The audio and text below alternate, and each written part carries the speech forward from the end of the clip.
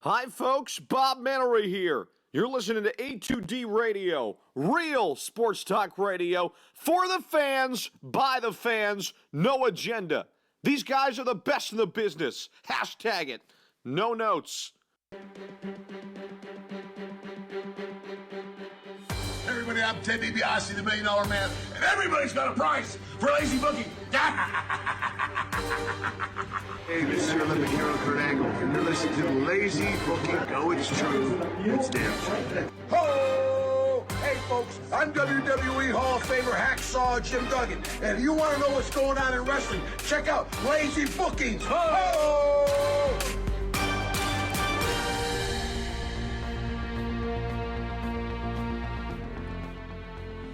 Welcome, one and all, to another edition of Lazy Booking right here on A2DRadio.com. We are live from the BMW Atlantic City Studios here in Mountie from New Jersey.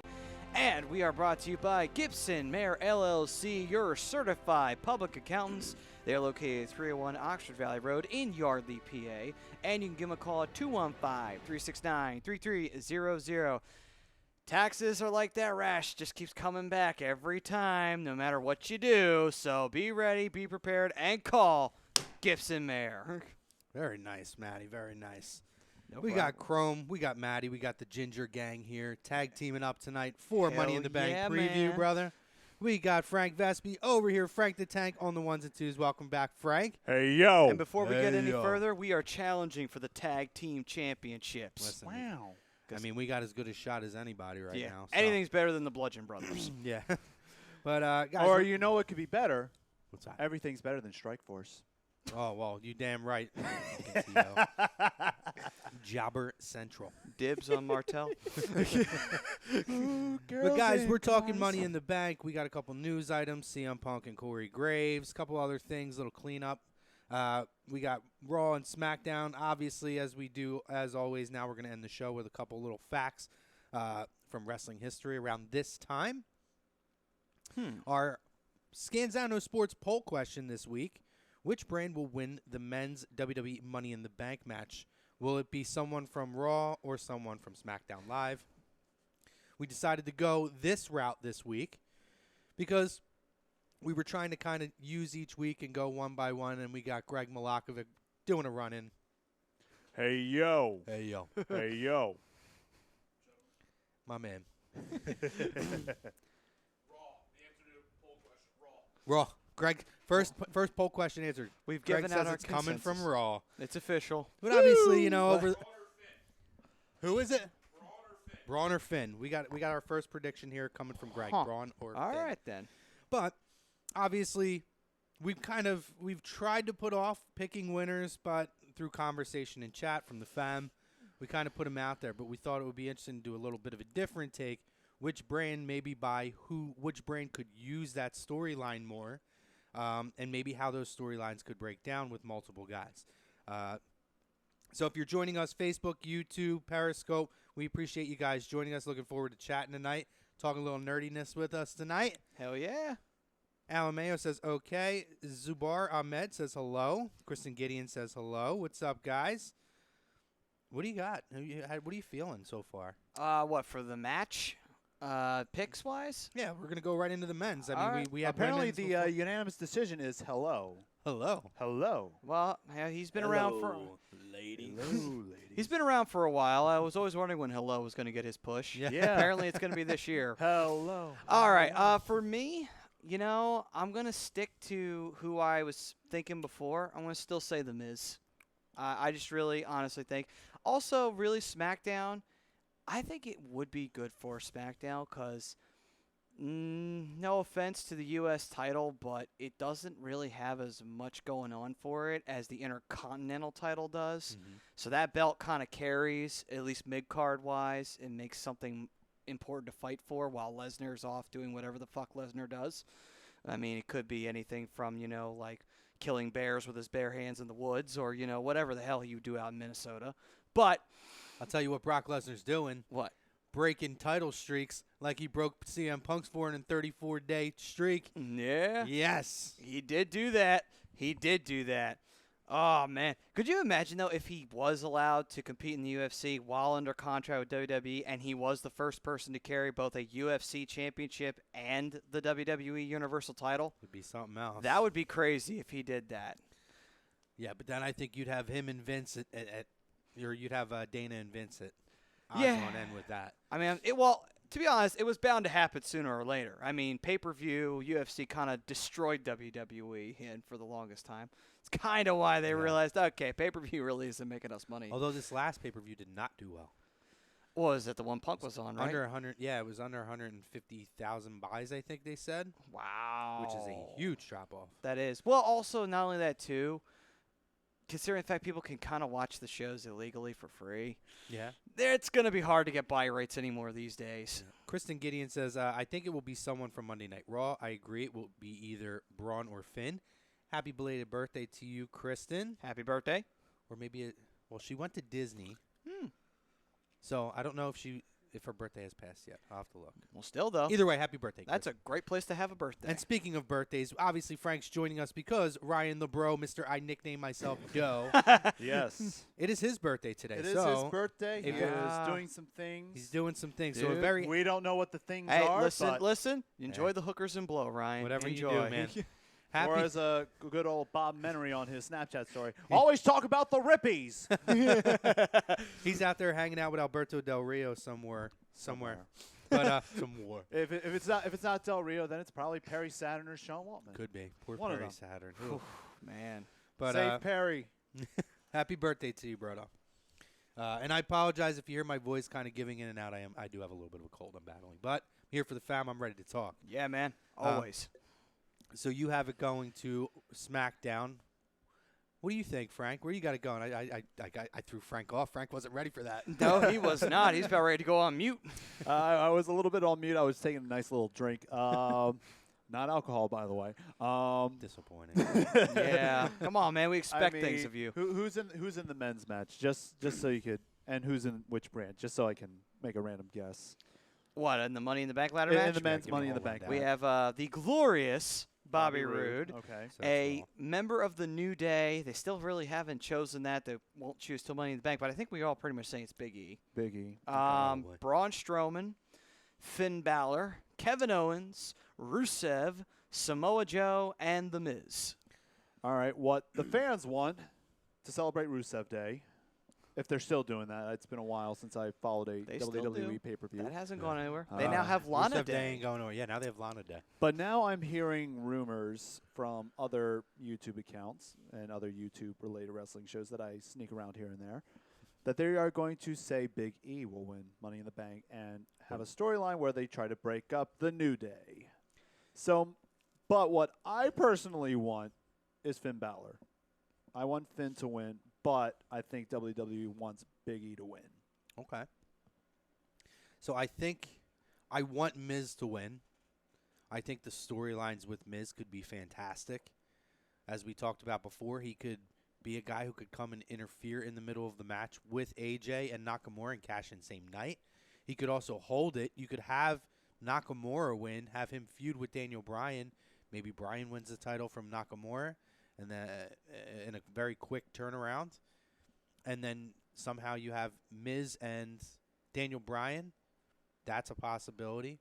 But I feel like Raw needs it more because of the title situation right now. And Because the way of- and the way that they've built up Brock at this point, I feel like a cash-in as a storyline for them could be more valuable of an asset. I don't think there's so many guys in the picture right now on SmackDown. I don't necessarily think that they need it. They have programs that they could definitely carry out for the world title between now and WrestleMania without missing a beat. I feel like there's too many question marks with Monday Night Raw, which in this instance could be a positive for the Money in the Bank as far as creating a whole other storyline. That's definitely a possibility out there. I mean, Raw not having world champion does hurt. I mean, you do want a world champion to be present, so that way we know who everybody's aiming for. I mean, I can see why Raw would need it. I just think that the idea for The Miz being a world champion going into WrestleMania, it's too easy for you to say, okay, Miz is the best heel we have. He really is. I can't really think of any other heel that tops him right now. You have to give him the belt. Like, he deserves the world championship after everything he's done. Bringing back the Intercontinental title from the depths of a low that it looked like it was going to stay in for quite some time. Yeah, they talked about getting rid of it. Yeah, and now here he is with the opportunity to be a world champion for an extended period of time, being that heel that everybody absolutely just fucking despises and can easily kill a crowd with all he's got to do is say one thing. To have him carry that belt into WrestleMania and for Daniel Bryan to either A, win the Royal Rumble, or B, get a number one contendership shot, whatever way they want to throw that out, to me it would be the best way that you can drag out the storyline, have Miz win the belt through less than honorable means like a heel should. I think that storyline would be perfect for a WrestleMania sell because other than that main event, I look at what they have right now, and they haven't really built up anything obviously for a Mania, but in long-term thinking, long-term booking, that would be a perfect sell for a WrestleMania. To have a Daniel Bryan who has not won the world title since coming back from his injury, wins a Royal Rumble, first time back for the first full year. At the same time, he's getting ready to face The Miz, a guy that he despises, and Miz despises him. He taunted him in the past. They've kept that going. I think it'd be perfect because you can also have the playing game of ducking and dodging and hiding and getting out of matches with Daniel Bryan because there's multiple ways to do it. Right. You know, Big Cass could be a foil for that, or anybody else could be a foil for Daniel Bryan not to get a title shot in the near future. Yeah, no, I agree. I'm one of those believers though that when WWE does the build up and they create the images of Miz climbing up the ladder and he poses with the Money in the Bank, and Braun Strowman did it, and Samoa Joe did it. I'm a believer that those guys usually aren't going to be the guys that win it. So it wouldn't shock me if a Big E is the guy who wins it. He's probably the most unexpected of all, or a Bobby Roode, or a Kevin Owens. Because Kevin Owens really hasn't had that moment, I don't believe. I put stock into that because a lot of times it's the old whoever gets the pin before the pay-per-view typically is going to go out on their back when the pay-per-view comes around. That was kind of one of those old things that they had used to talk about, and it still seems to reign true most of the time. So I was concerned when I saw Miz climb the ladder and pull down the Money in the Bank on Thursday because I'm like, or Tuesdays. I'm like, son of a bitch. Yeah, I mean, they're going to end up not putting the title or the briefcase on him now. I mean, even if they don't put the briefcase on Miz, it's not the end of the world because there's still a very easy way he could snag the title from anybody. It's still a possibility he could do it somewhere down the line. My opinion, though, is I would not put the belt on Bryan before then.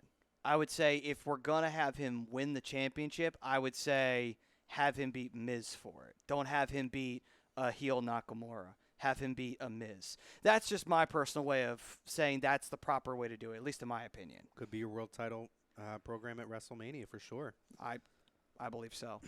But, yeah, that's my pick for it. But getting back to your point, though, with the briefcase on Raw, you are correct, though, in the fact that it definitely will help elevate a storyline towards, if not Brock Lesnar, whoever will beat Brock Lesnar, because since the debate of him and the possibility of him dropping the belt at SummerSlam and him leaving for a minute or two, possibly to come back, maybe not, who knows what happens with Brock, you never know. Yeah.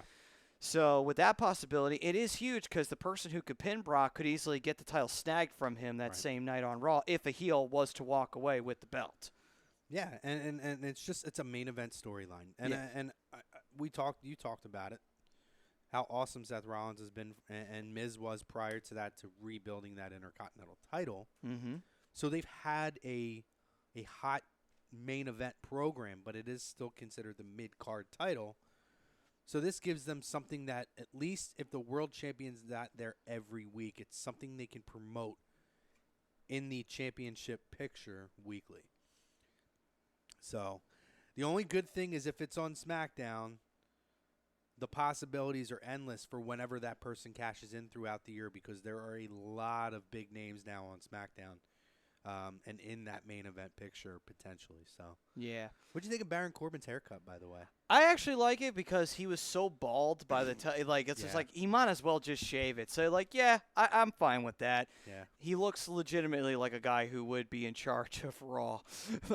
he looks like a tall, slender baby Kurt. Yeah. Oh, God. I actually like him in that role as the Constable. I think it's a better spot for him than necessarily in the ring. Only because he's a perfect heel of just pissing people off. No one likes him. That's great. You need him to be the heel foil since Stephanie's not on the show all the time for Kurt Angle. Yeah, it gives him something to do right now. Something that you can kind of. I'm sure he'll step into the ring, but you can keep him out of the ring as much now because I just feel like it was getting very stale. New look when he's ready to step back in and start stepping back into programs. I think it'll be good for him. And this gives him a chance in a different way to create new rivalries by being a prick, basically. Yeah. So I'm intrigued by it. I like it. And ironically enough, like, he's not – when you go by in the storyline, the points he makes aren't bad. Like, No. hey, Kurt, this is the show you run. The referee just lets somebody randomly jump into a tag team match. I know. Like, homeboy, that's not going to happen. You need to go fix this.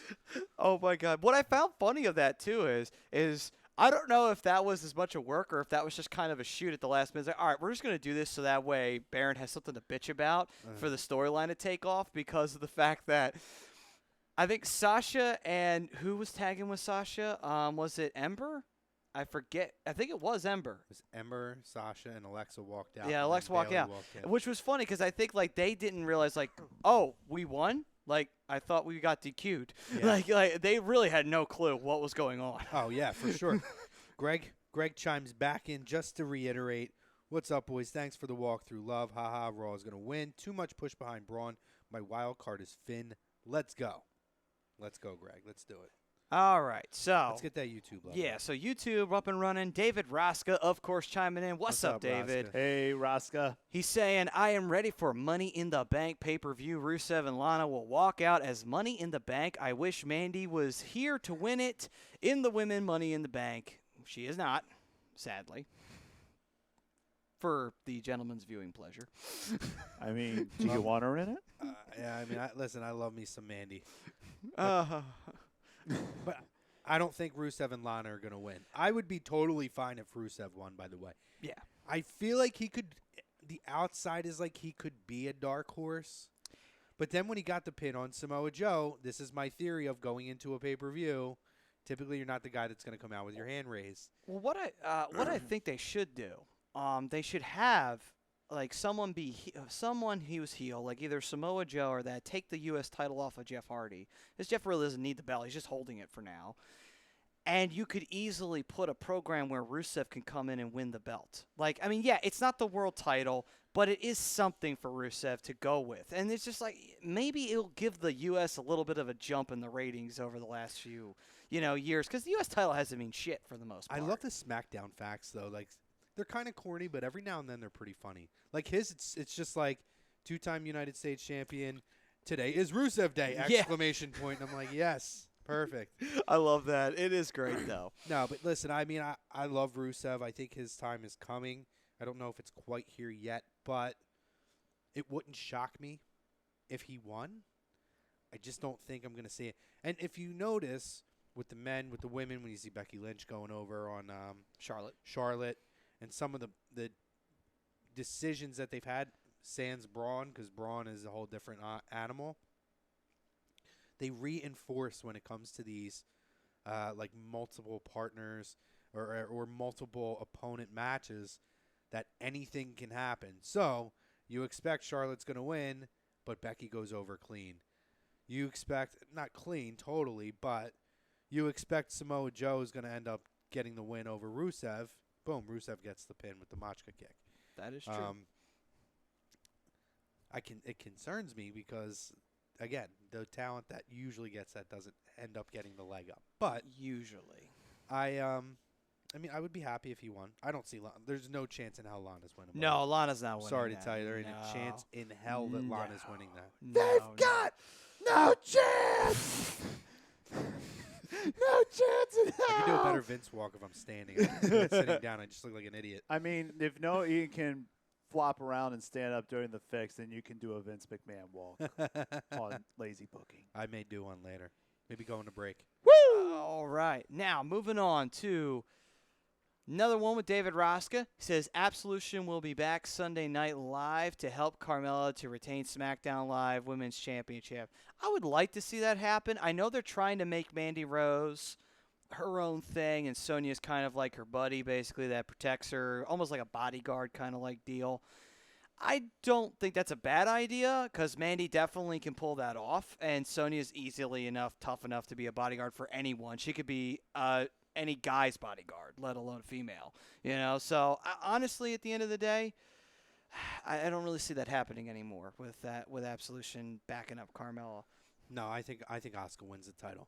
I don't want to bust David's bubble, but mark it down now. I'm telling you. Of that pairing, Sonya Deville is going to be the one that gets the monster push going forward. 1,000%. Mark it down that I said it. Sonya is 100% going to have a title run at some point. Oh, absolutely. But the easy way to play that off is if Mandy ever won it through the help of Sonya, and then Sonya beats her for it We eventually. could definitely do something like that. But, yeah, I mean, if I'm looking at the women's division right now and the younger ladies that are in that, because they're all young. Pretty much. Or I guess the fresher faces, so to speak. I'm looking at Ruby Riott 1,000% and Sonya right now as the two big guys or two big dogs to watch. Yeah, absolutely. All right, next up, James Wilder. What's up, man? Chiming in saying, What's up, buddy? Men's goes to SmackDown, Miz makes U.S. title relevant, and women goes to Raw. So interesting. And then he goes on to say, no idea who wins women's, shrugs. Ember Moon with a shocker, and everyone goes after her, giving her a reason to fight everyone and establish herself. That would be a surprise if Ember Moon won the Money in the Bank. I would like to see Becky win it, or just Charlotte because I love Charlotte. I'm swaying towards Natty now. Natty is a possibility. Another part of me could say Alexa because they can always put the belt back on her as a safe bet. But again, maybe you don't want to put the title on somebody too much because it can get a little bit overdone. You don't need to do the safe bet with her now. Ronda's now in full throttle. That is true. Nia is now a main eventer. They have a lot of main event names in that women's division. You don't need to have Alexa be a safe bet. This is an opportunity for them to create something.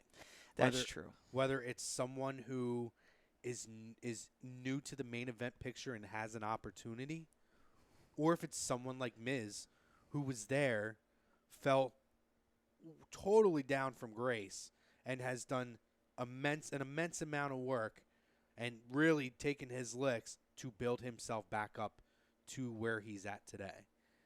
It's an opportunity to go in those directions and create something new.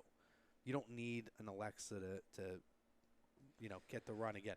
The only one, and again, I'm hypocritical because I say Charlotte, but I love Charlotte. So well, the thing about it though is that I'm just thinking of WWE and what they like to do. A lot of times WWE, they will take risks on some people, and it's usually either the really wrong one that takes forever for it to finally come around, and like, okay, it took forever, but it works now, or it's the correct one. There's usually no middle ground. They either get it right or they get it wrong. There's never any gray area in between this. yeah, no, that's true. But with that, moving on. James Wilder also goes on to say they'll get Brock and Strowman 1v1. You don't need Money in the Bank to get that match. Seems like they've been avoiding it for a solid year already. I don't disagree. I can't really contribute much. I don't know that they've been avoiding it, but I think the time will come and you'll get that match. I don't know. I don't know what's going to happen as far as Brock with the title because I'm hearing a lot of it's going to be Roman in the end. They're just biding the time to get to SummerSlam, and Roman's going to end up going over Brock in the end at SummerSlam.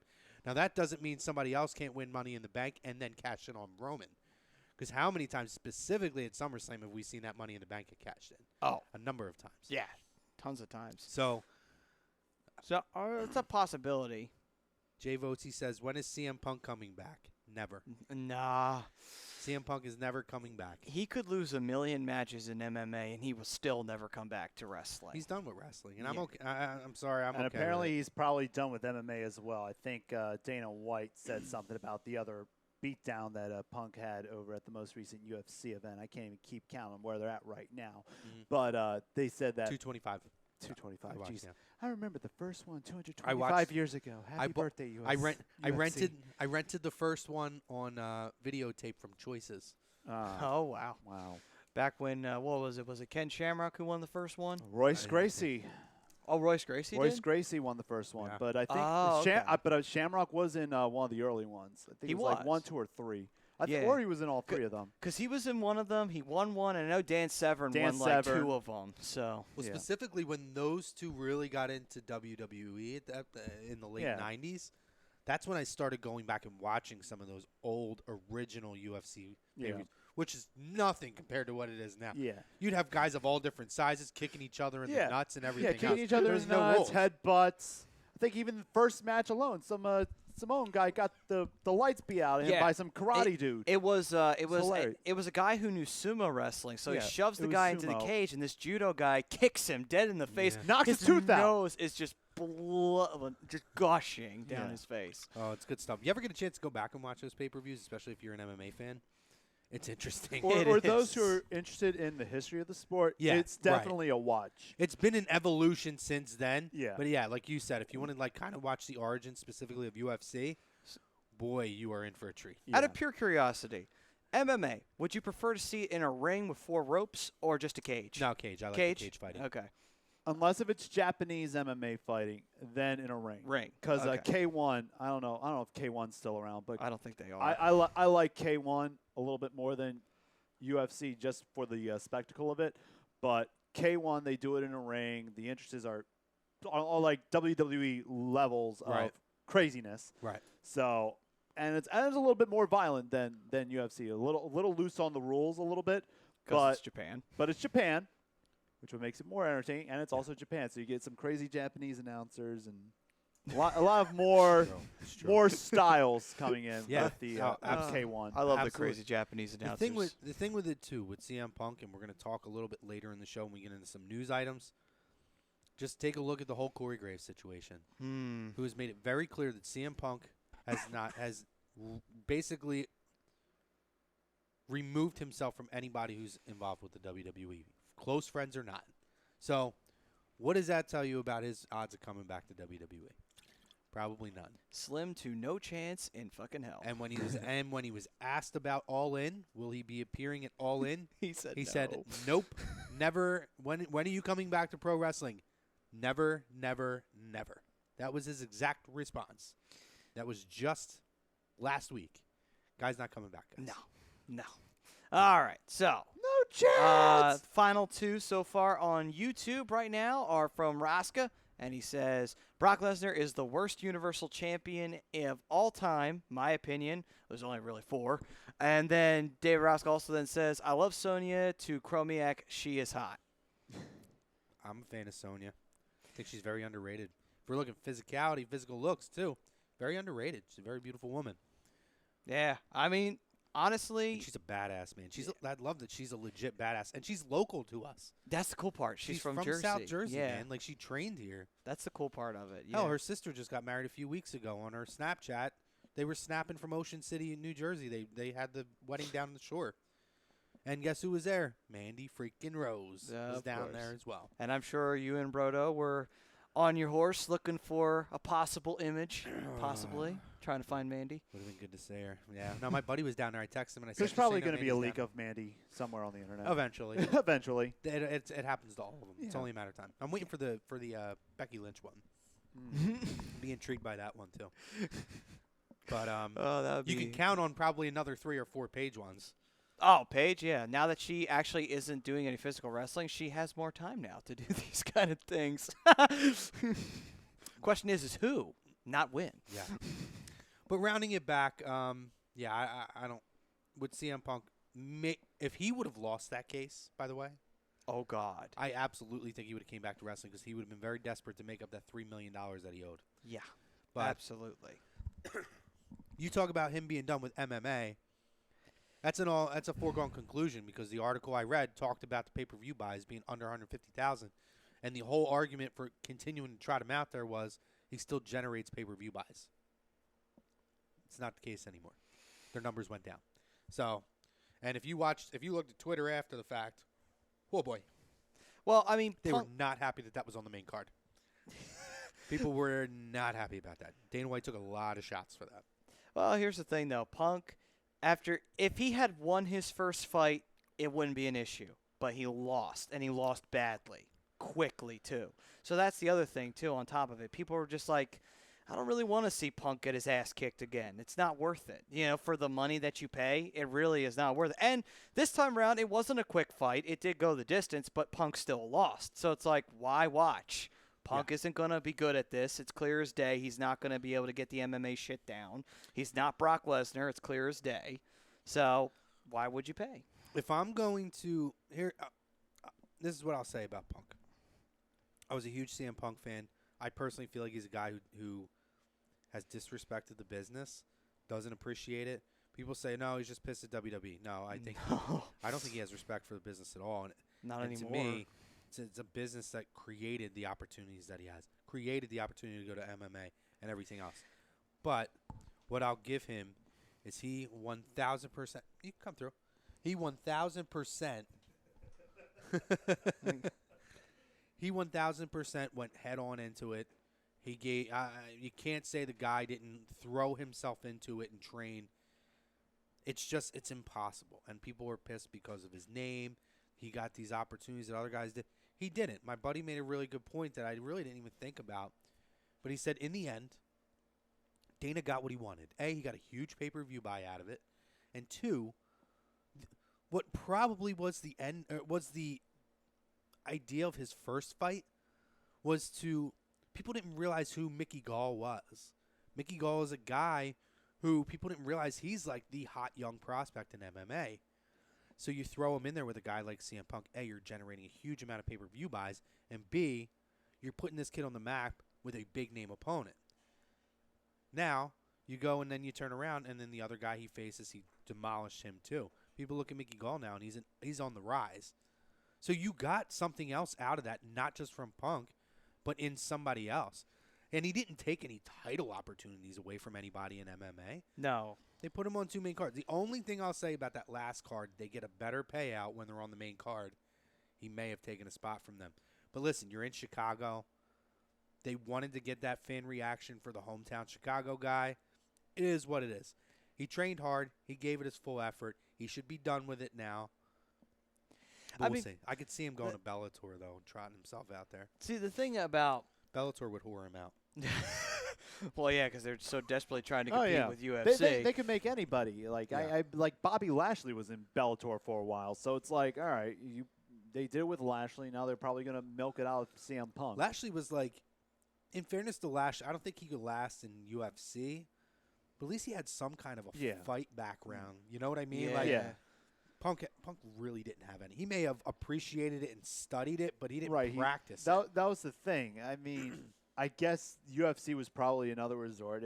I don't know what would happen beforehand, but he always had a good interest in MMA, most specifically BJJ and all that. Yeah. But I guess he finally lived out what he wanted to do after WWE. And I guess that's probably going to be it from what we're going to see out of Punk. And the real truth of the matter is that if Punk really ever wanted to get back into wrestling, he definitely would have taken a booking or two by now. And he would have definitely have shown up at All In, because that has nothing to do with WWE. If anything, that's trying to take a shot at Dave Meltzer and the WWE, saying that we can do this without the WWE's help.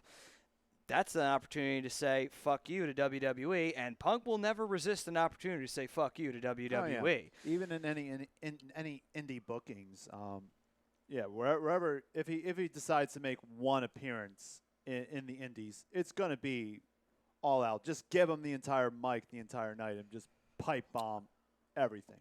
Dude, he would make, if he ever decided to go into the indie game, he would make so much money. Probably Yeah. more money than he ever made in WWE, for sure.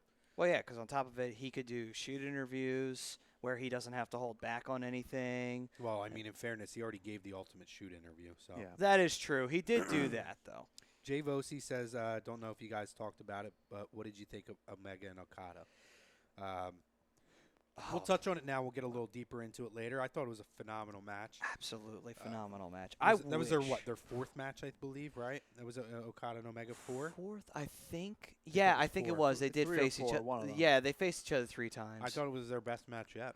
Absolutely. sure. I was actually stunned at the result, though, because of the fact of a match earlier and that result being the way that it went. I was like, they really You were did talking that. about Jericho and Naito. Yeah, I was like, they really decided to do Two-Guy Gen winning 2 major championships in that company. Usually Japanese organizations never do that. On a big night, they usually never do something like that. But hey, it goes to show that times are definitely changing, and NJPW has a whole new preference on what they want to do. Yeah, I mean, I thought the match was fantastic.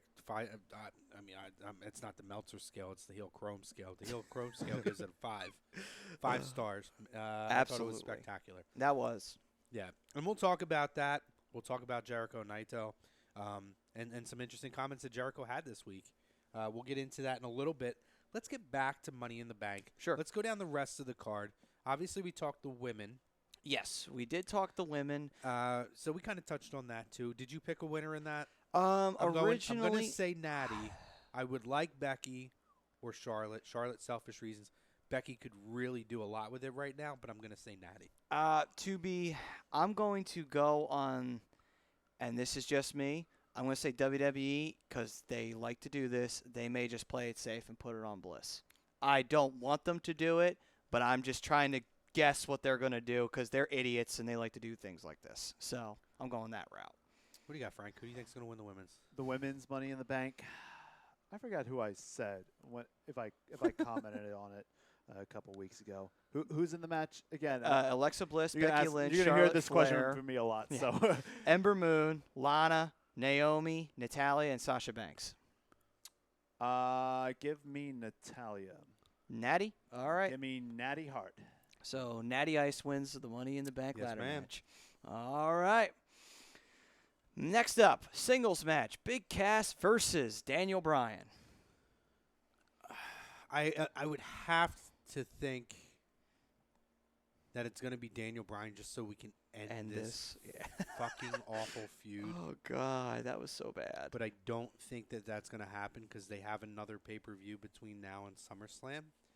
So my best guess would be that Big Cass is probably going to go over here. Oh, great. Wonderful. God. You talk about a guy that they could do something with, but they just give him the worst fucking booking you could possibly imagine. Not Daniel Bryan. I'm talking Big Cass. Yeah. Like, absolutely terrible booking they give him. But I anyway, didn't love his promo. I didn't think it was one of his best promos. Who did you have in this match? I'm going to say, you know what? You're probably right. I can see Cass going over because Cass didn't go over at Backlash, and you don't want to bury Cass by having him lose twice to Daniel Bryan. Yeah. So I would say he wins. I would say he cheats to win. For sure. Yeah, I would say that's how it goes. Give me Cass. Apparently, you guys do not like this storyline. No. And so, in typical WWE fashion, they continue the storyline for another excruciating. You're absolutely right, Frank. I Couple like weeks. where your head's at. That thinking's going to take you far. Yes. All right, on to the next match. Jinder Mahal with Sunil Singh versus Roman. We are so going to give him the Universal title off of Brock Lesnar Reigns. It's going to be Roman. Roman? Yeah, I pretty much guarantee it's Roman. Yeah. I mean, I would love to see a surprise and it be Jinder, but I believe in the hype that Roman's going to end up winning the title at SummerSlam, so you can't have him losing to Jinder now. Yeah, Roman's going to be Jinder. Give it to a Smark's worst nightmare, Roman Reigns. Roman Reigns. All right. Next up, another god-awful angle. Bobby Lashley versus Sami Zayn. Two guys, especially Sami Zayn, who they have made me. He's a guy that when he was doing the face thing, I loved him in NXT, and he came up and it just didn't translate. But they finally pulled the trigger on the heel turn, and he's been so good. And Bobby Lashley in TNA as the Destroyer so freaking good. And they have taken both of these guys, came up with this awful storyline. Now we're questioning Bobby being in the military, and they're running stupid fucking The obstacle courses around the ring. It was awful. This smells like Vince Russo. Like it really It does. you know It what? smells like Vince Russo. It has a Russo feel. I mean, that's how bad this is. Like we're talking late WCW bad. Yeah. Oh, all right. I'm going to say Bobby Lashley goes over in this match. Yeah, Lashley's probably going to go over. Give me Bobby. All right. Next up, the WWE Intercontinental Championship. Seth Rollins defending against Elias. I got Elias in this match. I do too, actually. I really like Elias's case. Burn it down. You got Seth? Give me Seth. All right. I think Elias, it's the time, man. He's so red hot right now. Yes. And Please. I think that they're, as good as Seth's been, they're ready to start pushing him to that main event. He's got to get out of that Intercontinental. And a guy who I think could do something with it now, continue that trend, Elias is so fucking entertaining. I said this, I think last week or the week before. Put it on Elias, have him carry it, have him lose it to Balor. And then Balor gets the Intercontinental title. And there we can continue the long-term storyline of eventually Rollins versus Balor. Because you know it's coming down the line. And if the one-upsmanship, Rollins wins the world title, Balor wins the Intercontinental title. It's still that friendly rivalry in the background. People forget it. You bring it right back. I love I love how he's got the custom-made guitar from John Mayer. John Mayer. Oh, my God, that was wonderful. Oh, so classic. Because that would be great for Elias, too. Because, again, it boosts up his character. He can definitely carry the Intercontinental title well. I'm perfectly fine And with I that. love, like, their interactions. Like, oh, John Mayer, like, your body is a wonderland. John Mayer's like, then you just hear Elias saying, yeah, he's got a lot of really good songs. just like the little nuances of their exchanges. It's so good. Elias is probably my favorite on Raw so far. I mean, right now he is. He's one of the best out there right now, character-wise. Next up, the Raw Tag Team Championship. The Deleter of Worlds, Bray Wyatt and Matt Hardy, versus the B Team, Bo Dallas and Curtis Axel. There's a part of me that could see them putting it on the B Team. Yeah. I'm going to go with the B Team. I am too. You know, I think it would be perfect. I think the opportunity now to start to break up again Matt Hardy and Bray Wyatt, probably in time for SummerSlam, maybe getting ready to start. So I'm gonna go with the B Team here. All right. Yeah, you know what? I really like the B Team. I think they can carry the belts for a period of time, so I'm going to go with them too. I already know. I know it's coming. Yes. Wonderful. Wonderful. That's all I'm going to say. I'd be totally fine with them if they retained it, by the way. That too, because, I mean, here's the thing. They could do where if the Deleter of Worlds do retain it, they could do the whole Ultimate Deletion thing again. This time it's Bray and Matt against either B Team or whomever the hell they want to throw out there to the Hardy complex. I do have a feeling like there's gonna be a spot in the match, and I don't know if you mentioned it or Mataraki, I think Mataraki. or maybe it was even Ryan Brodo, where they were in the middle of the match. How they always have that little thing where they're like, wait, and they get the crowd into it and they start to clap. Yeah. I think it's gonna be something where it's gonna be Bray and it's gonna be Bo, and he's gonna say something about them, like an off-the-cuff comment insinuating their family, and then this is wonderful. I could see it. That would be great. I'd mark out for that too. If they did that, he's like, you look like IRS. Wonderful. Will there be an appearance by IRS himself if they pull it off? Michael Wall Street sitting in the crowd. With the suitcase, tie, and everything. It'll happen. Still haven't paid your taxes. Or maybe the Hardy sometimes like, look what I brought. They could have him do a backstage segment. He's from an old generation. Called the new generation. They could have him do like a backstage segment, and it would be the first time I think that all three of them would be on the same pay-per-view. That would be crazy, actually. That'd Wouldn't be shock fun. me. How That'd many be would really mark fun. out for that? I probably would. Yeah. I would mark out for that moment. It's like, oh my god. It's happened. It's finally happened. You could have them do like a weird confrontation, like in the backstage, where like the two of the tag teams are like walking by each other, and then like in the background you just see IRS standing there, like Doing taxes. collecting taxes. Or Like somebody. taxes. Like So some good. low card guy or something. Oh my It'd be god. That'd be so something. good. That would be great. I would mark out for that. As long as the low card guy getting taxes taken away is Ellsworth. That's the only thing that would finish it. All right. 2, the SmackDown Tag Team titles, the Bludgeon The Brothers Bludgeon Brothers. versus the Club. Unfortunately, yeah, it's going to be a It's Bludgeon a pre-show match. The Bludgeon yeah. Brothers. Yeah, it's, oh my god. Terrible. Terrible. All right. SmackDown Women's Championship, Carmella versus Asuka. I'm picking the Club for that match.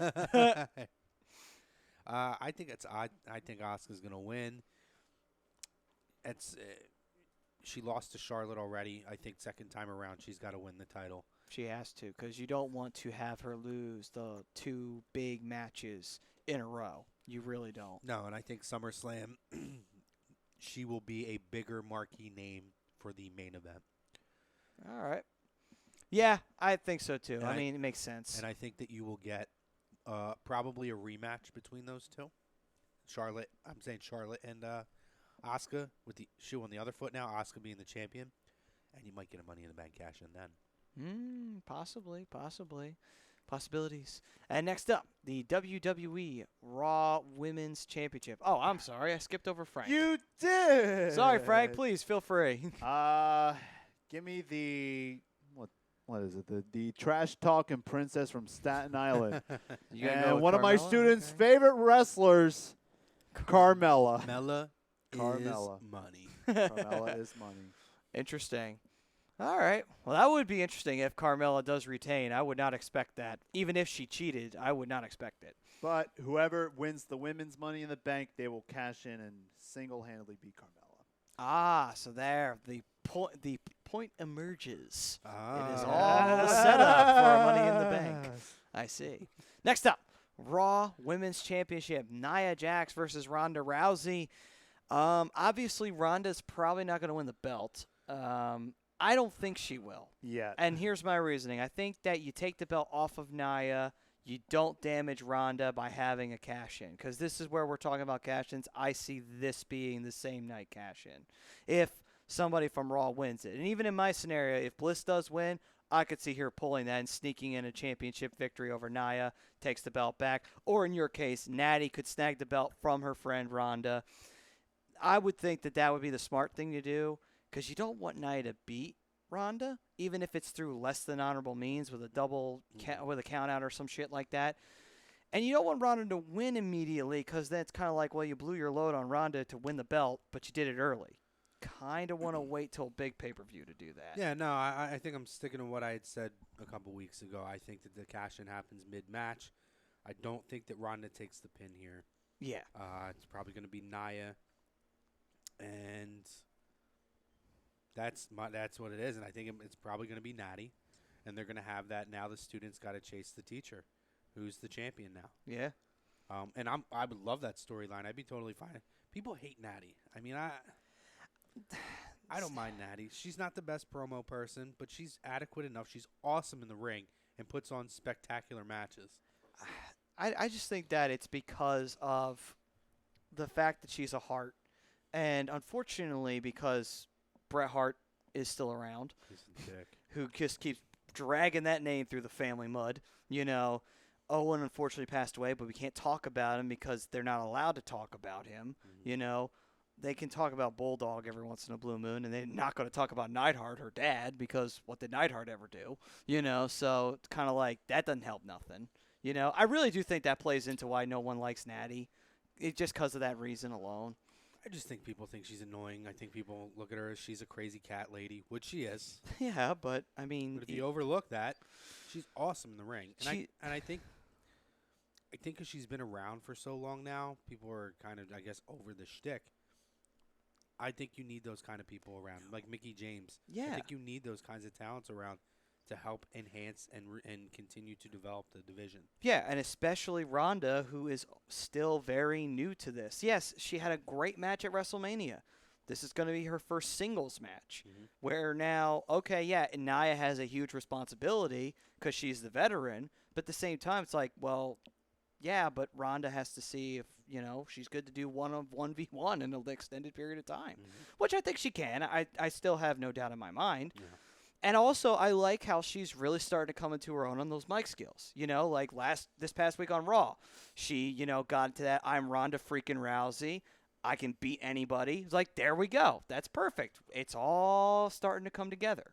Her best performance by far this week on Raw on the mic. Yeah, absolutely. She was great on the mic. If anyone made it awkward, it was Nia. Yes. And what was interesting was Nia kept listing all these moves that aren't legal in MMA that you can do in wrestling.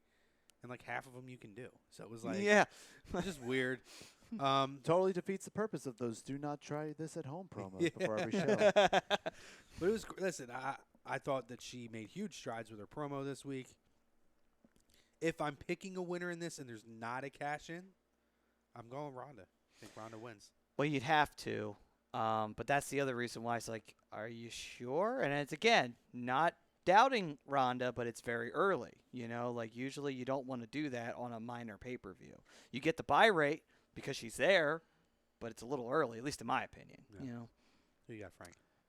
Give me Nia and Nia. and a possible cash in, because both those women's title matches, you're going to expect a cash in for one of those. Could be a very strong possibility on either side, Yeah. absolutely. All right, then. And now, final match, the WWE Championship in a last man standing match. AJ Styles versus Shinsuke Nakamura. It has to happen. Shinsuke's got to win this match. Like, he has to. He has to be champion before this is out. Because if he doesn't win the match and he just loses outright every matchup he has against AJ, it's like, great. Shinsuke had a wonderful career in WWE. It's a shame it's over. Like, real simple. I said it before. This is another potential mid-match cash-in. That, too. To where these guys could low-blow each other.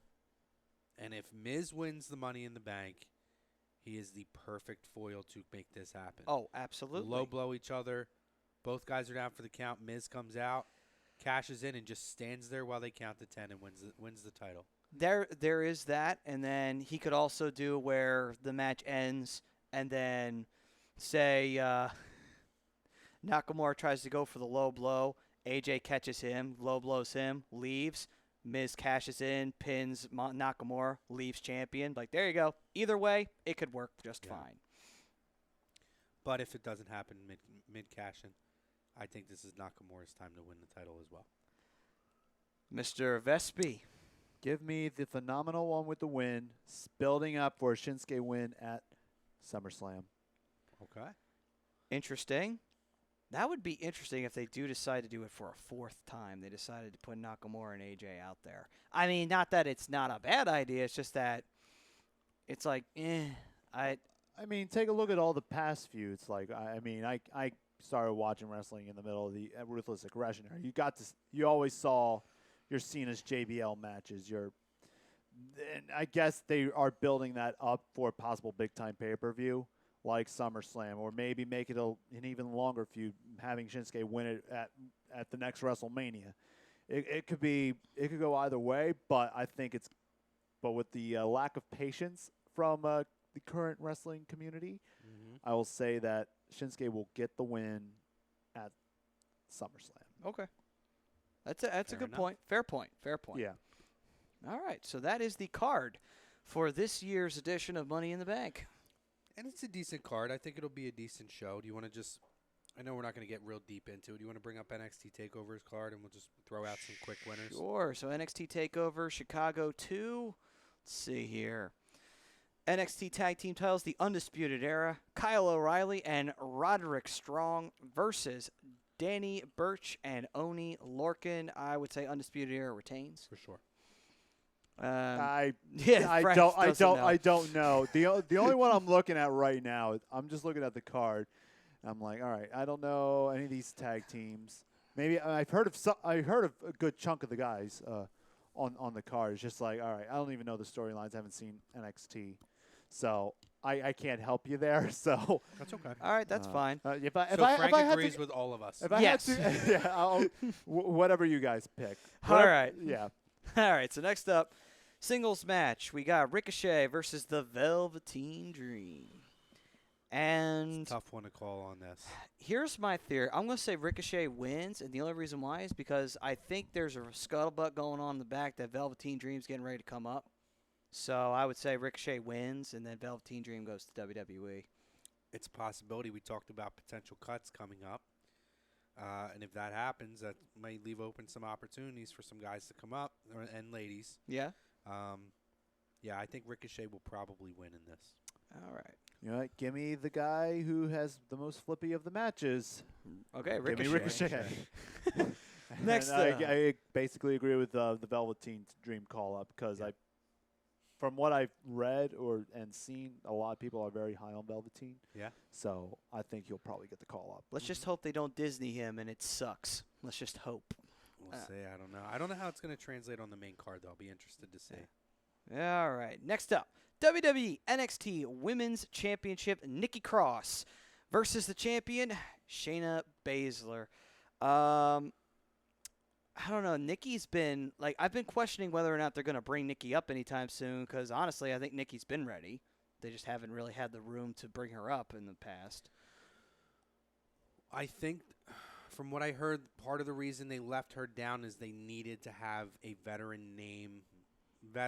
in terms of NXT, a name down there for the women, the up-and-coming women to work with. I'm going to say Shayna Baszler is going to win. Shayna Baszler needs to stay down there as long as possible at this point. I think Nikki will probably come up around SummerSlam time. And interesting that we brought her in, too, because I know we talked about AOP and we talked about Sanity and how they got the call-up. I think it was last week or the week before. Something like that, They yeah. called them up, and I've done nothing with them. Well, for two reasons with AOP and one shared with Sanity. I heard, from what I read today, actually, one of the reasons with AOP was there was a visa issue with one of them as far as their working visa. Number two, now that has been resolved for a while now, but there was also talks that they were going to do a tag team Money in the Bank match.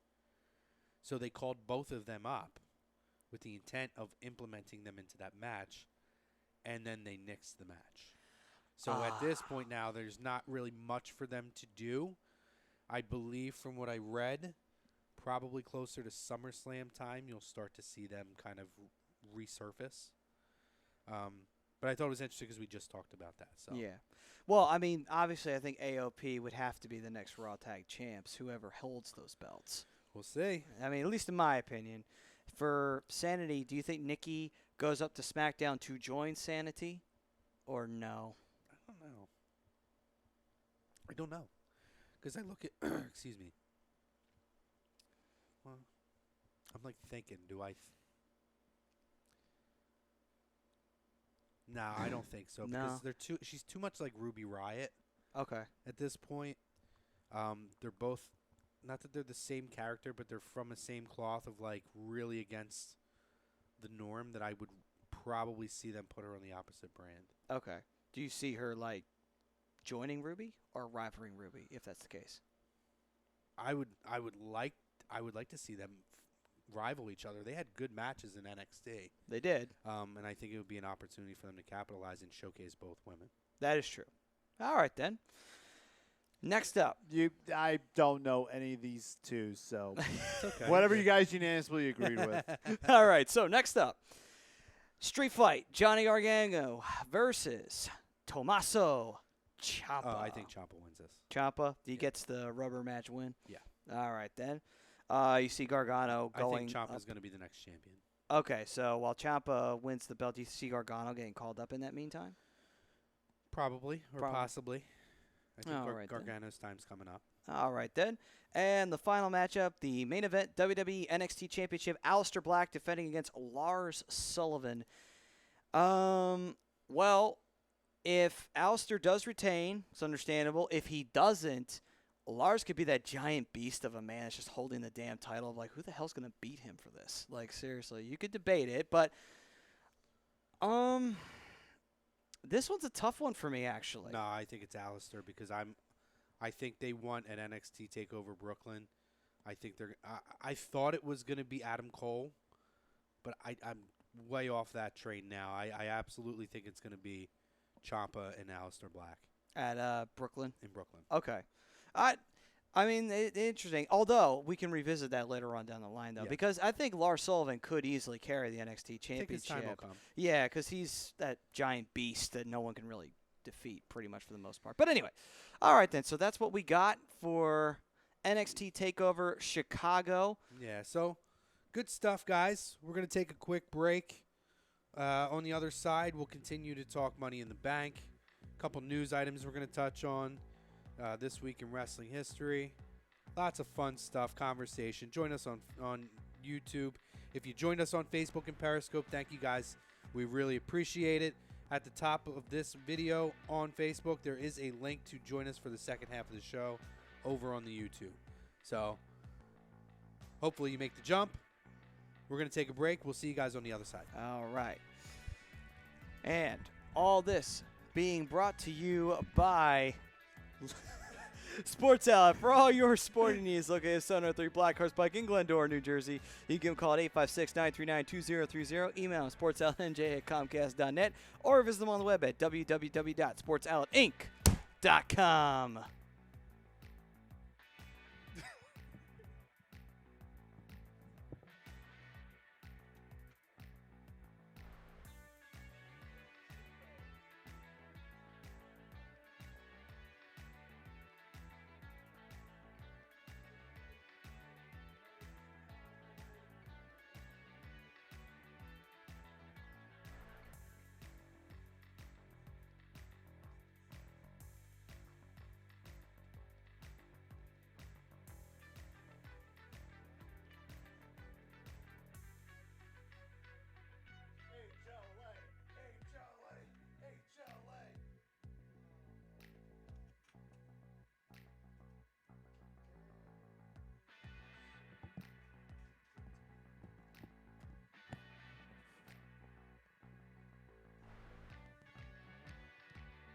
All right. Yeah, just let me know. Yeah. All right. Yes. Yeah.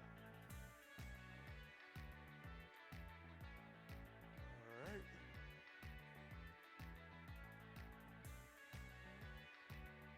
Hold on, let's see these ring designs, damn it.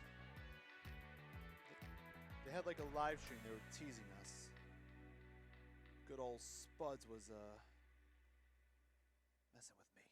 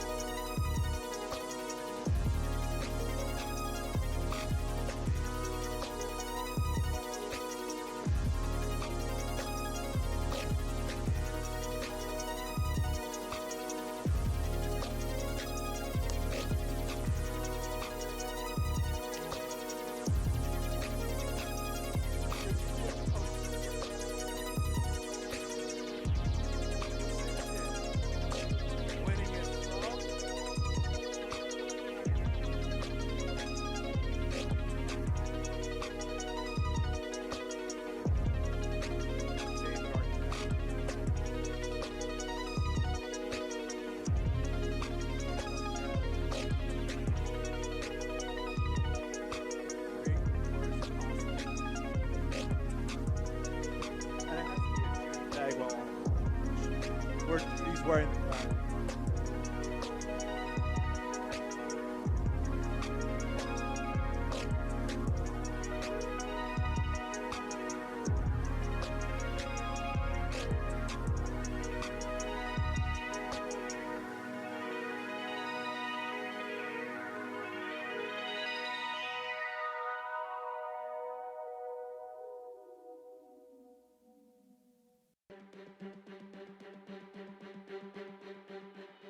Everybody, I'm Ted DiBiase, the $1 Million Man, and everybody's got a price for lazy booking. Hey, this is your Olympic hero, Kurt Angle, and you're listening to Lazy Booking. Go, it's true. It's damn true. Ho! Hey, folks, I'm WWE Hall of Famer Hacksaw Jim Duggan, and if you want to know what's going on in wrestling, check out Lazy Bookings. Ho!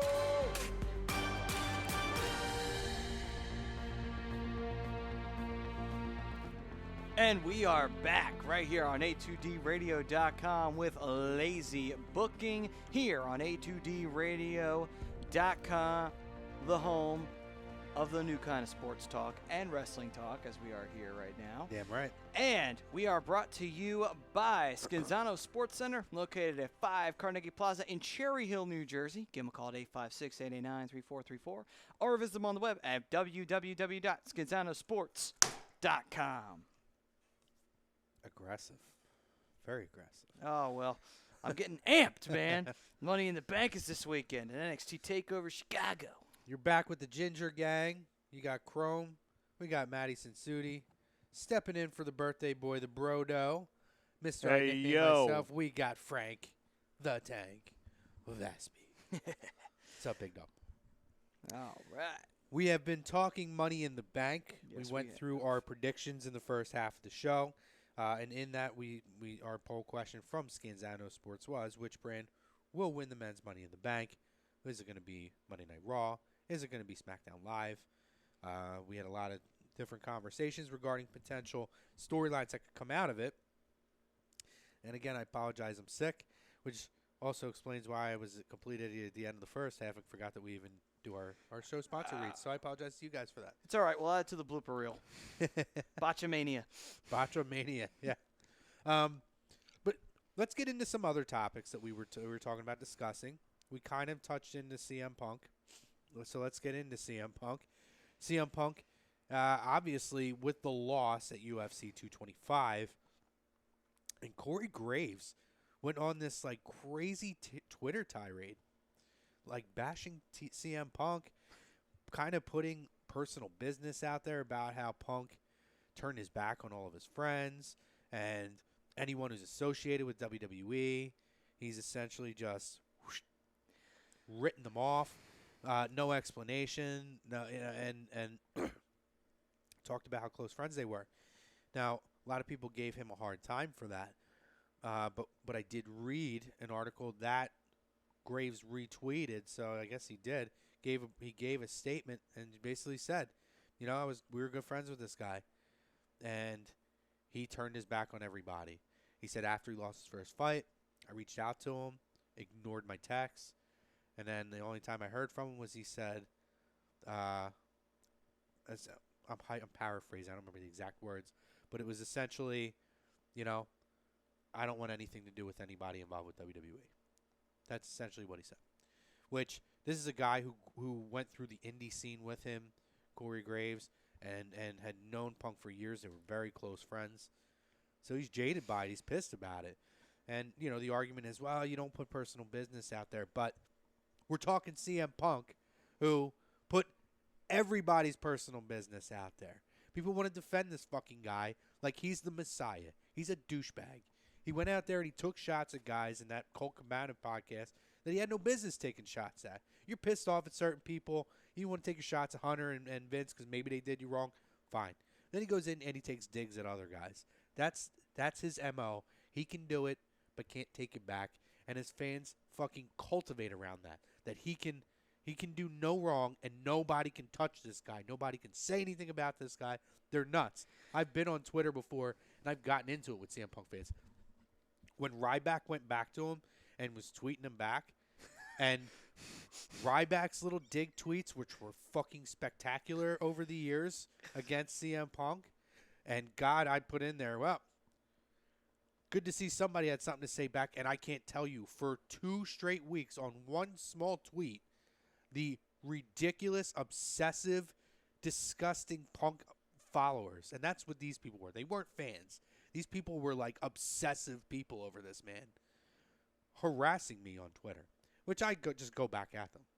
But Yeah. I digress. All I would do is tweet back, bah, because they're all sheep. Yeah. I would tell them, you're a sheep. Hashtag sheep talk. But that's what it's like. And to me, listen, dude, I wouldn't put my business out there or anyone else's, but if you're going to do it and then I take a shot back, you had it coming to you. Yeah, pretty much. I mean, here's my problem with Punk, is the fact that the guy, listen, how long ago was it that they fucked you over?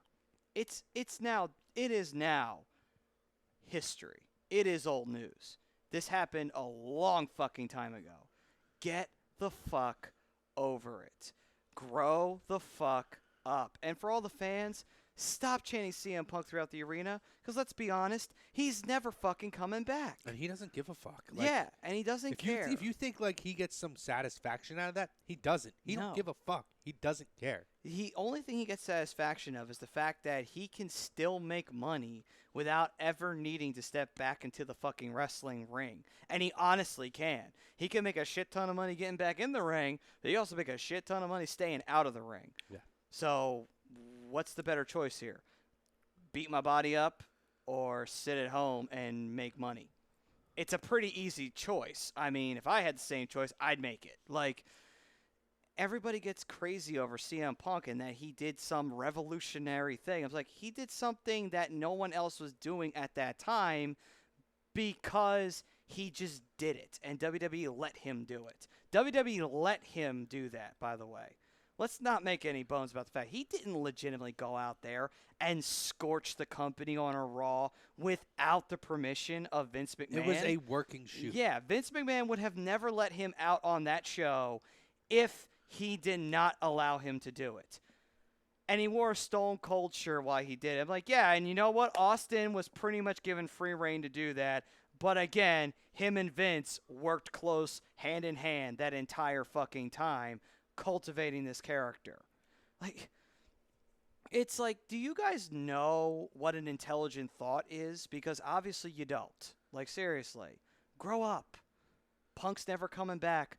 Punk is apparently an asshole. Wow. I used to like Bret Hart. Used to love Bret Hart. Found out he's an asshole. Don't like him anymore. Big dick. Yeah. Bret Hart is his own biggest mark. Yeah, I mean, seriously. I used to love Bret Hart, too. I was a huge Bret Hart fan. I wanted him to beat Sting, and he did, and I thought it was great. Turns out, he's a dick. I'm like, great. Wonderful. It's terrible, but it is what it is. I mean, it's just, I'm done with Punk. Like, I don't care anymore. It's like, Punk could show up anywhere, and it's just like, wow, wonderful, Punk's back. Great. People forget that he is an egomaniac. Yes. And how he developed that ego is because WWE gave him the free reign to be able to be that character. Mm-hmm. And with that, his ego got bigger. He bought into his own hype. And all of a sudden, he thinks he's bigger than The Rock and bigger than John Cena. And guess what, brother? You fucking aren't. You aren't. And you know what? In a world, listen, if you're not a person who has worked in a corporation, you're not going to get it. He's a guy who went to a corporate company knowing he's working in a corporate company and did nothing but kick and scream and bitch about working in a corporate company. But guess what, brother? You got to toe the line. You can have a voice. You could speak your opinion, and you can argue your point. I do it every day. I've been working for corporations for the last fucking 12 years. But there comes a time where after you say your piece, you need to do what's expected of you and what's asked of you. Because if that's what's considered the best moving forward, you either get on board or you go home. You don't bring everybody down with you. You don't set fire to the fucking building. You either get on board or you take your ball and you go home. Which But he when you did. take your ball and go home, don't kick and scream about it. Yeah. Don't bitch about everything they didn't give you when they gave you everything that you have. I mean, and that's the other part, too, where it's just like, oh, well, you know, I didn't really get anything. I was like, bitch, you got a fucking 2-year title reign. Are you shitting me right now? Yep. Like, are you kidding me? Stop acting like a little child. I mean, I could understand. But that wasn't good enough because not every pay-per-view he was the last match. So that wasn't good enough. Which, by the way, if you watch every pay-per-view now, quite often the title match is not the main event. Happens quite a bit. Yeah. But, you know, it's only Punk that they did that to. Oh, yeah. Because they targeted him. Oh, yeah, because, you know, Alberto Del Rio, when he was world champion, didn't defend the belt opening a WrestleMania with Edge. That was the fucking match of a WrestleMania. Like dude, like, come on, man. I don't know about you.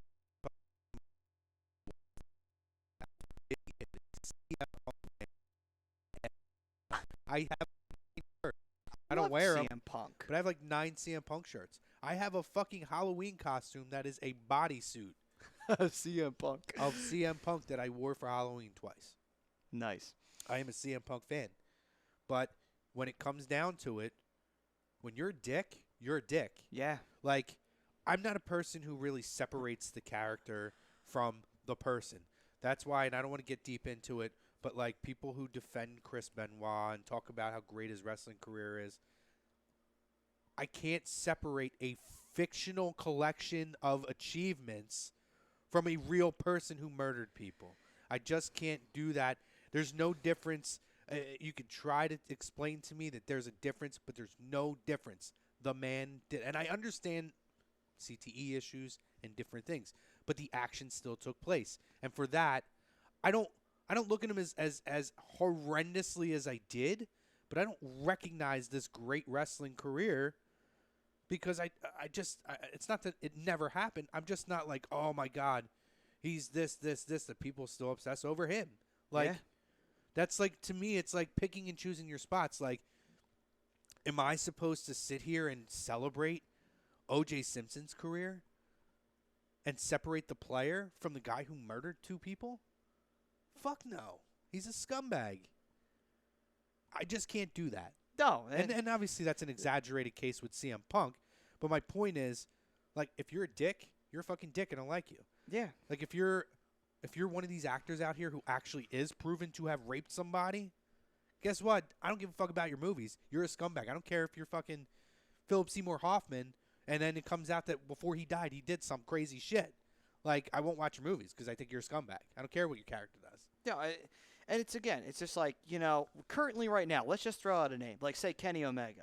And Kenny Omega is one of the most popular wrestlers today, and I love Kenny Omega. Oh, I love Kenny Omega. He's But a good dude. what happened?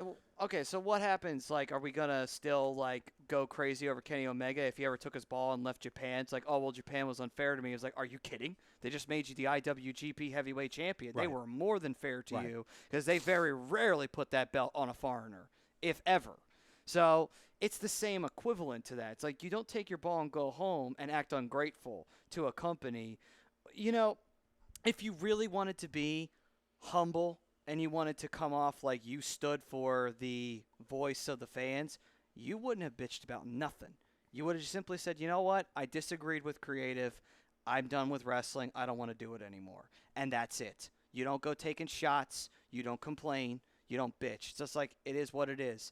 They refuse to work with me. I don't want to work with them. That's the end of it. That shows integrity, for one thing, too. That you're not willing to just throw everybody under the bus that wasn't you, that refused to work with you. It's like, dude, shut up. Like, seriously. I mean, and that's the thing. When I took from the podcast, and then when you listen to other people's accounts of what it was like to work with the guy, I look at it as somebody who, if you don't give me what I want, you suck ass. That's his mentality. Is you're not even worthy enough of being around me if you don't give me what I want.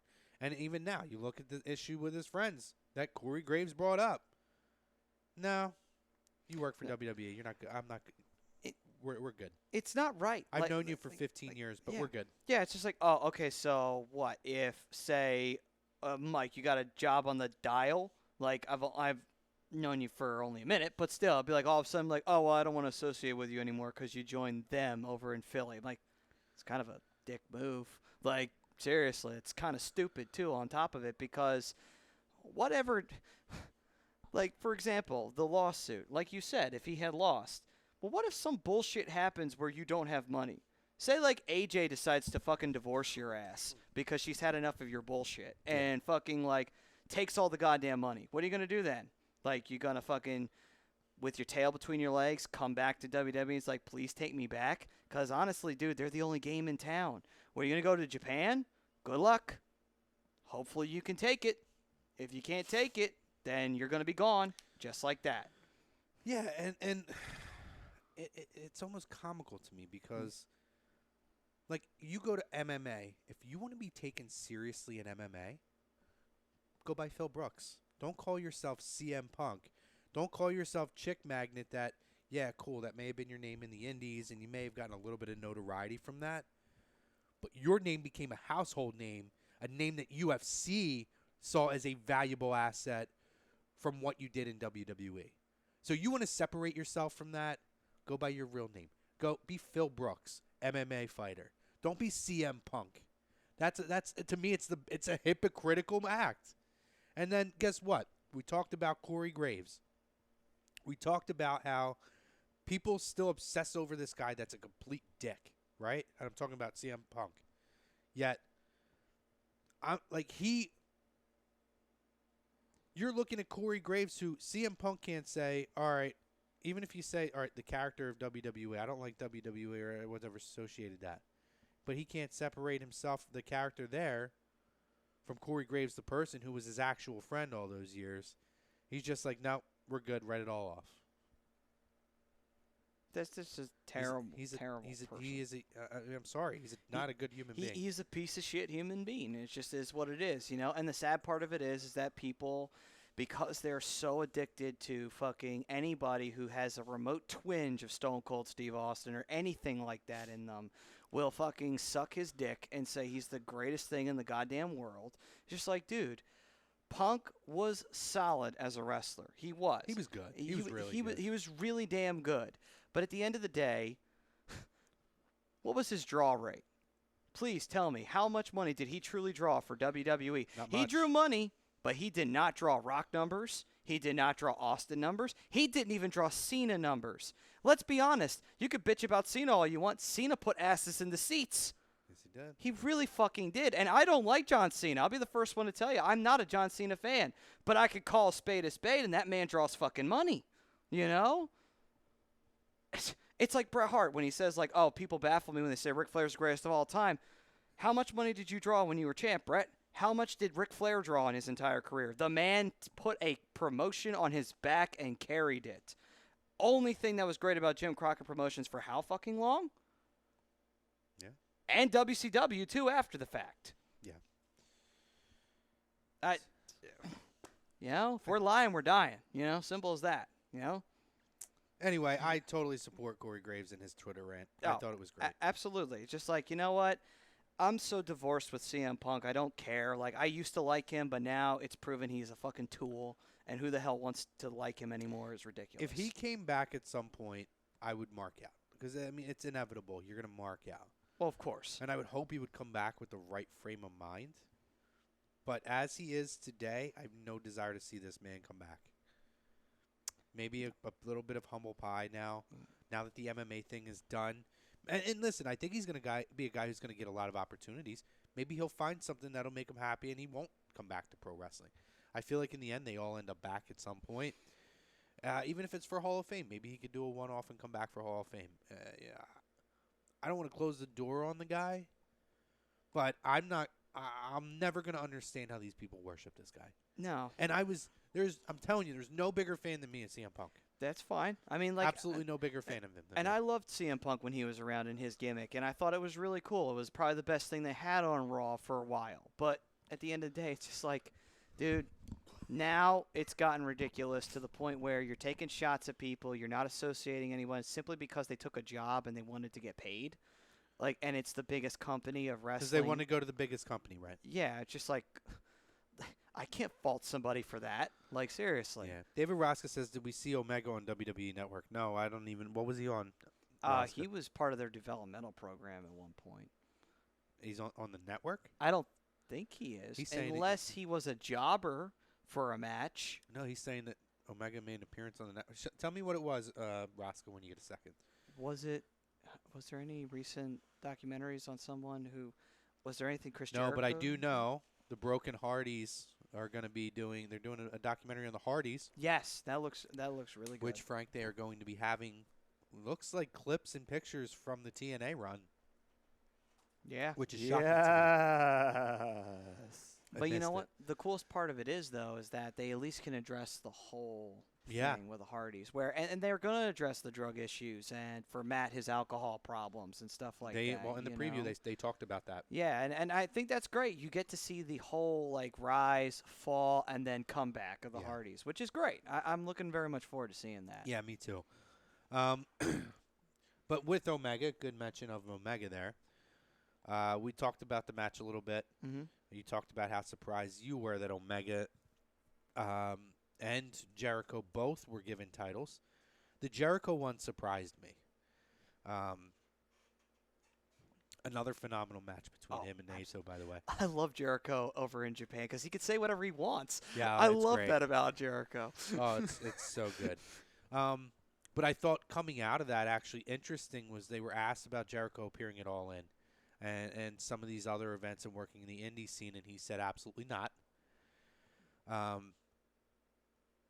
One of the things he had talked about, he was asked to do All In, and he declined.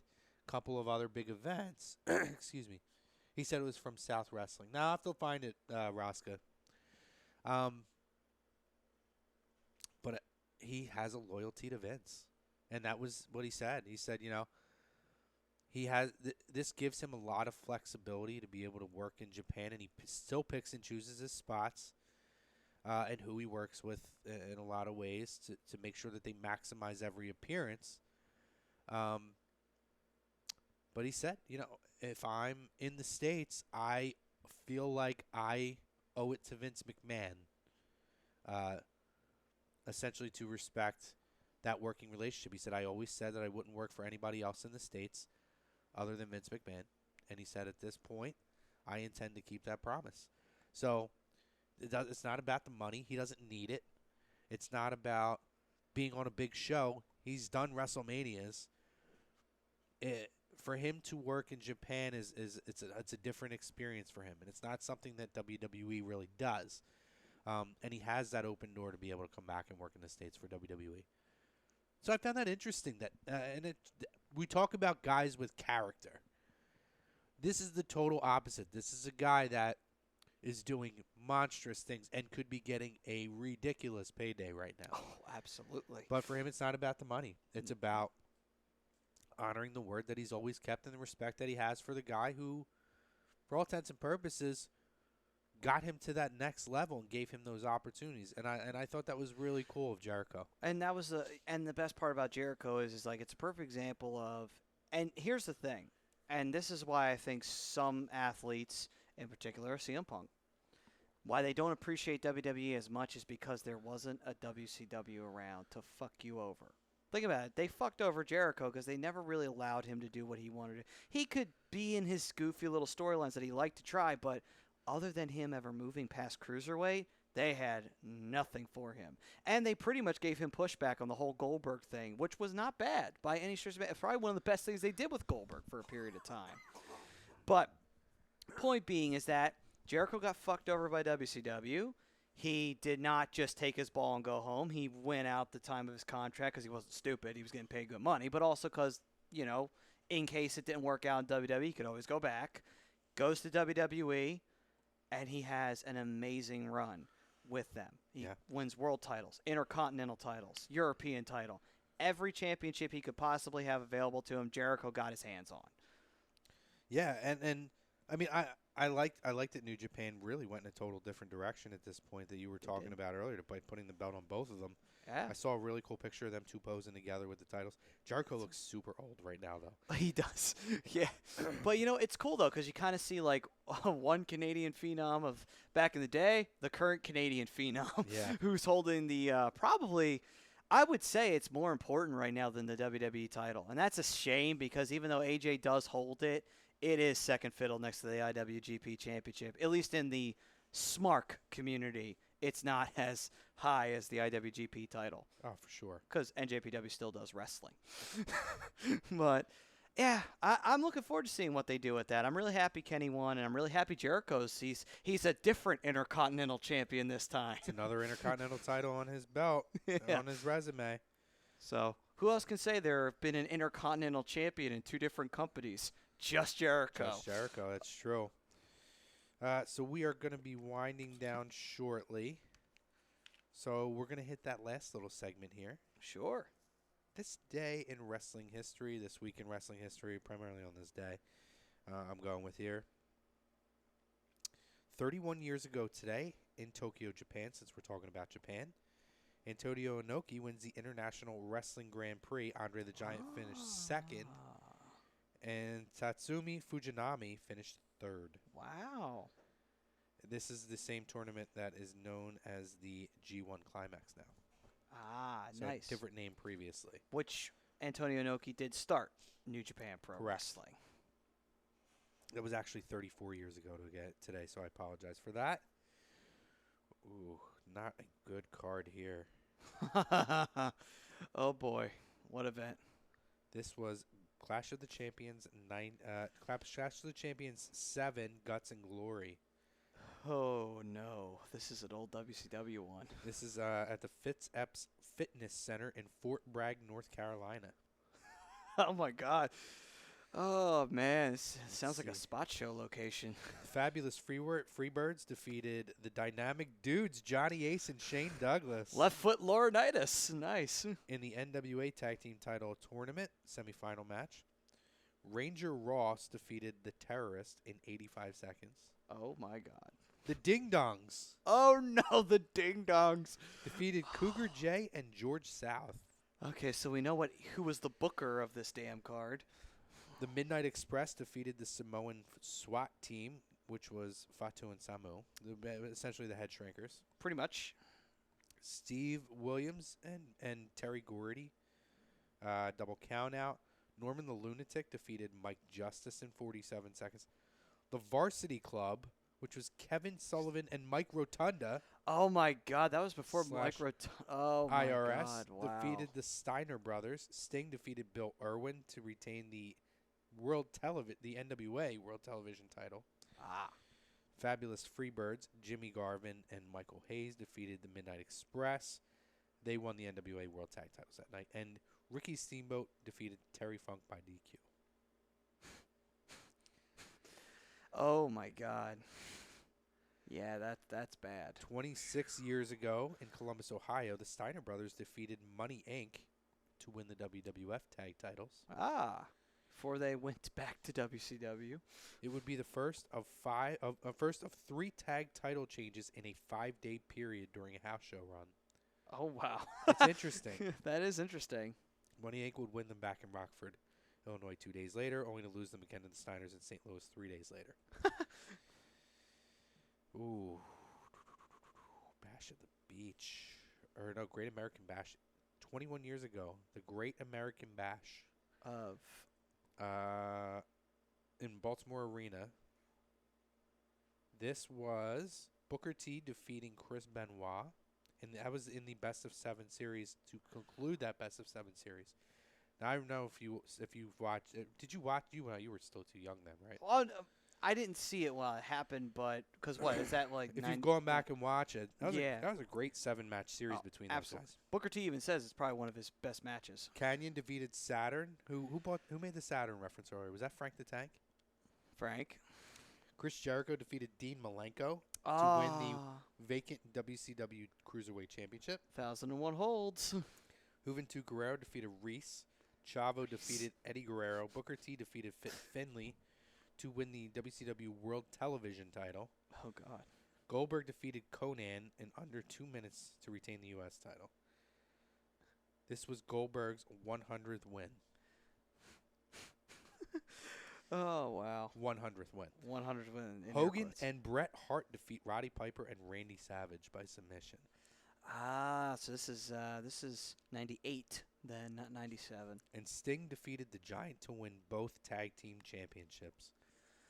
Oh, wow. Oh, that was right in the middle This of would the allow Sting to choose his tag partner, who he chose Kevin Nash. That is true. That was when they both were champions and then competed to break that up. Yeah. Oh, wow. Yeah. What an interesting card. 1998, last decent year of WCW. Yeah. So that's pretty much it, yeah. Wow. Not too much happened for today. No, not a whole lot. The highlight of that was Some real shitty cards. Yeah, I mean, the one with Great American Bash isn't bad, but it's not wonderful. Well, I 'cause thought the this- Money Inc. And the tag title being switched at house shows was interesting as well. that was interesting. Yeah, but yeah, that Clash of the Champions. This is why Jim Herd doesn't book wrestling no more. Yeah, it's pretty bad. Wow. Matty, it's been a pleasure, buddy. Has been as always. Frank, you did a great job today. I really appreciate it. Yep. But I can't wait to go the fuck to bed. I don't blame you, man. If you're fighting off the disease of cold, yeah. The disease of cold. Yeah. Yes. Yeah. Oh, there it is, Frank. Thank you, sir. All Guys, right. appreciate you joining us. If you joined us on Facebook, YouTube, Periscope, you guys rock. The fam always is what makes this show run and all of our shows here at the network, so we appreciate it. Frank did a great job today. Matty did a great job as always because the Ginger Gang were the tag champs, brother. Hell yeah, man. Matty? Legend Brothers, Yes. dead. Yes. Give us that read, Matty. All right. Lazy Booking today was brought to you by, like it always is, Gibson Mayer LLC, your certified public accountants located at 301 Oxford Valley Road in Yardley, PA. Give them a call, 215-369-3300. Tax season has passed us, but guess what? It'll come back to haunt you eventually. So be ready, be prepared, and call Gibson Mayer. Guys, enjoy Money in the Bank. We'll see you next week, and stay tuned. Hockey Happy Hour comes at you at 10 p.m.